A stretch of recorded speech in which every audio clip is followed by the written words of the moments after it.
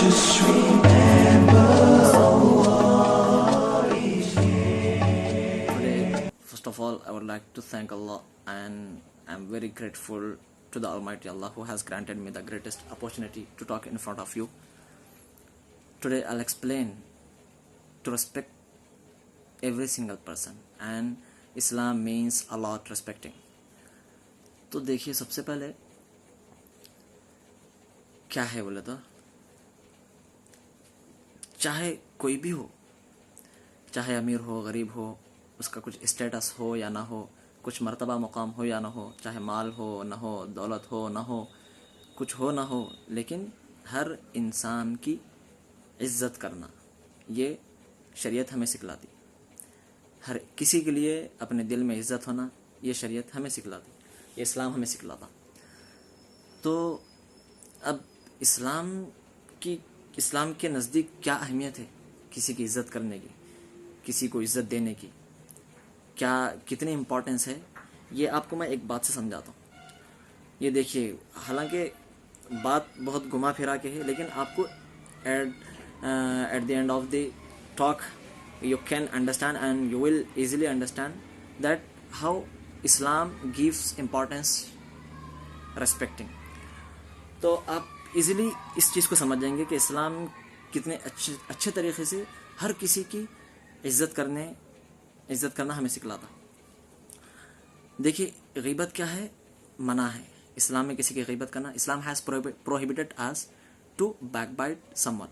इस्लाम क्या है, गीबत करने से मना किया हमें, और शरीयत हमें रोकती इस बात से कि हम किसी की गीबत करें. तो उसकी वजह और रीज़न क्या है, या मैं आपको बताता हूँ. देखिए, अगर किसी शख्स के बारे में आप बुरा भला कर रहे हैं किसी दूसरे के सामने, किसी दूसरे शख्स के सामने बुरा भला कर रहे हैं किसी तीसरे के सामने, कि इसके अंदर ये बुरी आदतें हैं, ये बुरी चीज़ें हैं, ऐसे ऐसे बुरे काम करता, ये सब चीज़ें आप समझा रहे हैं किसी दूसरे को.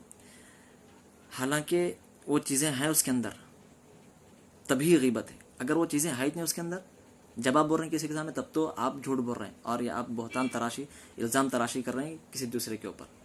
तो आप यहाँ पे भी गुनहगार हो रहे हैं. लेकिन उसके अंदर वाक़तन वो चीज़ें हैं हकीकत में.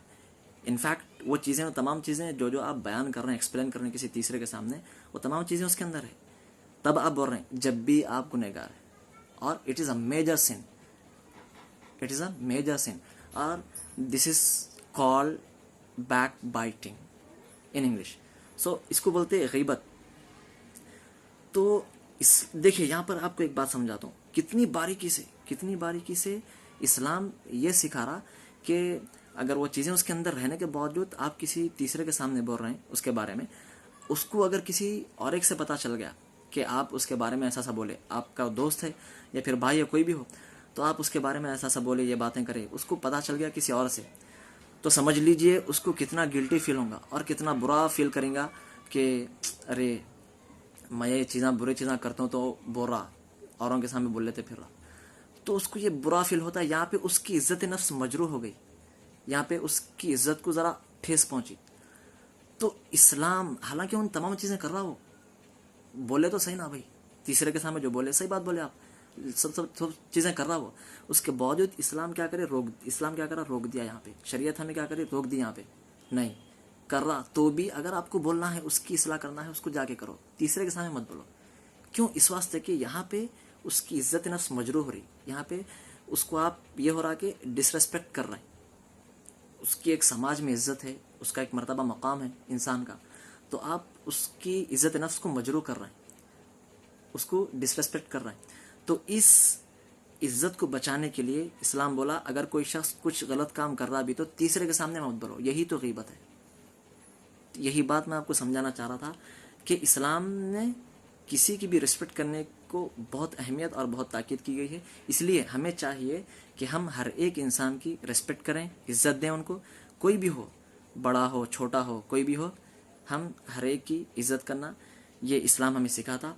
We must give respect to everyone, every single person. May Allah keep us